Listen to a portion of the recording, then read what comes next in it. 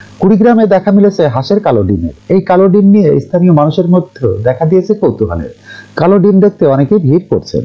এমন ব্যতিক্রম ঘটনা ঘটেছে জেলার নাগেশ্বরী উপজেলার কেদার ইউনিয়নের সুবলপাড় পশ্চিম বিষ্ণুপুর গ্রামের মাসুম মিয়া ও শিউলি দম্পতির বাড়িতে। তারা তিনজোড়া দেশীয় হাঁসের পাতিহাঁস পুষছেন। কয়েকদিন ধরে হাঁসগুলো সাদা ডিম দিলেও গত 9 ডিসেম্বর হাঁসের খোয়ারে একটি কালো ডিম দেখতে পান তারা। সাপের ডিম ভেবে ভেঙে ফেলা হয় সেটি, কিন্তু পরপর আরো 3টি কালো ডিম পাই সেখানে। পরে বিষয়টি গ্রামে ছড়িয়ে পড়ে। পোষা দেশি পাতিহাঁসের কালো ডিম নিয়ে মানুষের কৌতূহলের শেষ নেই। বাড়িতে ডিম দেখতে ভিড় করছেন আশেপাশের মানুষ। অনেকে বলছে এই প্রথম কালো রঙের ডিম দেখে অবাক তারা। আবার অনেকের মধ্যে এই ডিম নিয়ে নানা কুসংস্কার সৃষ্টি হয়েছে। তবে জেনেটিক্যালি ডিমের রং কালো হতে পারে বলে জানিয়েছেন জেলা প্রাণী সম্পদ অধিদপ্তরের কর্মকর্তা ডাক্তার হাবিবুর রহমান। তিনি জানান, এতে ডিমের পুষ্টিগুণ ঠিক থাকে।